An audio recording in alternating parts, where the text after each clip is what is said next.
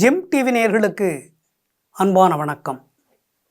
அதிகாரம் 122 கனவு நிலை உரைத்தல்.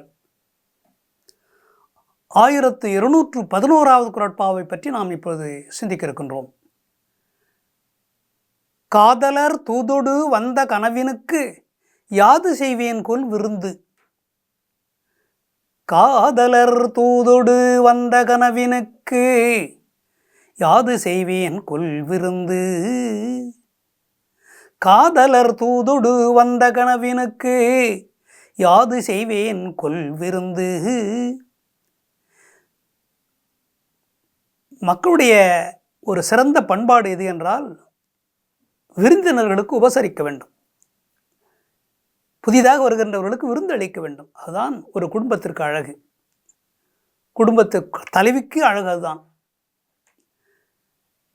திருவள்ளுவர் அந்த காலத்திலே ஒரு நாட்டிலிருந்து இன்னொரு நாட்டிற்கு தூதுவன் வருவான். அந்த நாட்டு மன்னன் என்ன சொல்லி அனுப்பினானோ அதை சொல்வதற்கு தூதுவன் வருவான். அவன் வந்தால் கூட அவனுக்கு விருந்து வைப்பார்கள். எதிரி நாடாக இருந்தாலும் அந்த நாட்டிலிருந்து ஒரு தூதுவன் வந்தால் அவனை அடிக்க மாட்டார்கள், துரத்த மாட்டார்கள். ராவணன் கூட அனுமன் தூது சென்ற பொழுது அடிப்பதற்கு வந்தான்.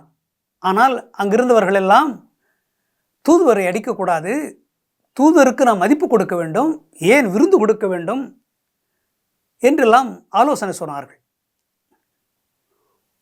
குறுந்தொகையிலே ஒரு பாட்டு இருக்கிறது.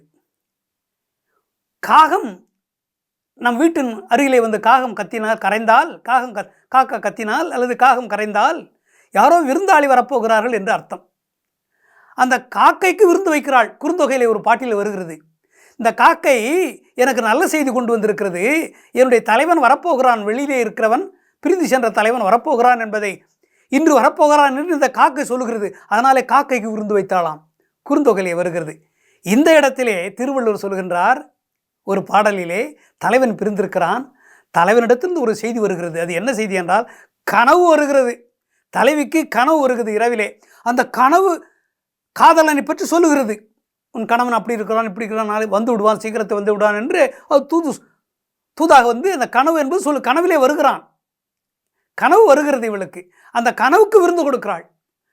ஏனென்றால் ஏங்கி கொண்டிருந்தேன், அவரிடத்தில் ஏதாவது செய்தி வராதா, எப்பொழுது வருகிறேன் என்று சொல்வார், வருவதாக இருந்தால் முன்கூட்டியே செய்தி அனுப்புவார், நான் வந்து விடுகிறேன் என்று. அப்படி இந்த கனவிலே வந்து இந்த கனவு வந்து எனக்கு சொல்லுகிறது, உன் தலைவன் வருகிறான் என்று. ஆனாலே இந்த கனவுக்கு நான் விருந்து வைக்க வேண்டும், ஆனால் என்னிடத்தில் ஒன்றுமில்லையே, விருந்து கொடுப்பதற்கு என்னிடம் கையில் ஒன்றுமில்லையே, நான் என்ன செய்வேன் என்று பதைக்கிறாள். ஏனென்றால் விருந்து கொடுக்க வேண்டும். கனவிலே தூதுவன் வந்தாலும் கூட, கனவிலே ஒரு விருந்தாளி வந்தால் கூட விருந்து வைக்க வேண்டும். தமிழுடைய பண்பு, குடும்ப தலைவிக்கு அது ரொம்ப முக்கியமான ஒரு பண்பு. வருகின்ற விருந்தாளிகளுக்கு உணவளிக்க வேண்டும். அந்த பண்பு இருக்க வேண்டும் என்பதைத்தான் இந்த குறட்பாவில் திருவள்ளுவர் சொல்கின்றார். காதலர் பிரிந்திருக்கிறார், கனவு வருகிறது. கனவிலே அந்த கனவு வந்து சொல்லுகிறது. அந்த கனவிலே அவர் பாடுகிற பாட்டெல்லாம் ஒரு சீக்கிரம் வந்து விடுகிறேன் என்று சொல்லுகின்றார். மனைவியை பற்றி கவலைப்பட்டு கொண்டிருக்கிறார். எப்படி இருக்கிறாளோ என் மனைவி, என்ன செய்கிறாளோ என்றெல்லாம் அவர் கவலைப்பட்டு கொண்டிருக்கிறார் என்பதை இந்த கனவின் மூலமாக தெரிந்து கொள்கிறார். இந்த கனவு வரவில்லை என்றால் அவரை கண்ணால் பார்க்க முடியாது, கனவில் பார்க்க முடியாது. கனவு வந்தனால் தான் அவரை பார்க்கிறேன்.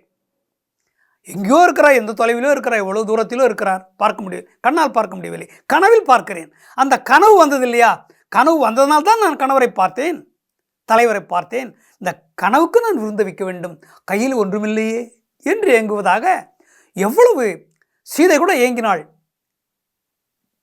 அசோகவனத்திலே சிறை வைக்கப்பட்டிருந்த பொழுது ராமன் இருக்கிறானே, ராமனை தேடி யாராவது அவருடைய நண்பர்கள், தெரிந்தவர்கள், உறவினர்கள் யாராவது அவரை தேடி வந்தார், அவர்களுக்கு விருந்து வைக்க வேண்டுமே, நான் இருந்தால் விருந்து கொடுப்பேன், நான் சிறையில் இருக்கிறேன் இங்கே அசோகவனத்திலே, அவர் என்ன செய்கிறாரோ, விருந்தாளி யாராவது வந்தால் அவர் என்ன செய்வாரோ, விருந்து கொடுப்பாரோ கொடுக்க மாட்டாரோ, ஐயோ பாவம், அவருடைய நிலைமை இப்படி ஆகிவிட்டது, என்னுடைய நிலைமை இப்படி ஆகிவிட்டது, அவரால் விருந்து கொடுக்க முடியாதே என்று இயங்குகிறாள். அப்படி விருந்து கொடுக்கின்ற பண்பு எல்லா மக்களுக்கும் உரியது. குறிப்பாக தமிழர்கள் அதை கடைப்பிடிப்பார்கள், எப்பொழுதும் கடைப்பிடிப்பார்கள். கனவுக்கு கூட விருந்து கொடுக்க வேண்டும் என்று திருவள்ளுவர் சொல்கிறார் என்றால், திருவள்ளுவர் காலத்தில் எவ்வளவு விருந்து உபச்சாரம் நடந்திருக்கிறது, விருந்து கொடுக்கின்ற பண்பு எவ்வளவு. அதனால்தான் விருந்தோம்பல் என்ற ஒரு அதிகாரத்தை வைத்தார். 9வது அதிகாரத்திலே விருந்தோம்பல் என்று ஒரு அதிகாரத்தை 10 பாடல்கள் விருந்து ஓம்ப வேண்டும், அது விருந்தினர்களுக்கு உபசரிக்க வேண்டும், விருந்து கொடுக்க வேண்டும். மிக தலையாய பண்பு, குடும்பத்தினுடைய பண்பு அது என்று திருவள்ளுவர் குறிப்பிடுகின்றார். இந்த கனவில் கூட கனவு காதலரை காட்டுகிறது. கனவில் அதற்கு விருந்து வைக்க வேண்டும் என்று தலைவி இயங்குகிறாள். இப்படியெல்லாம் பேசுகின்றார் திருவள்ளுவர். மீண்டும் நாளை சந்திப்போம்.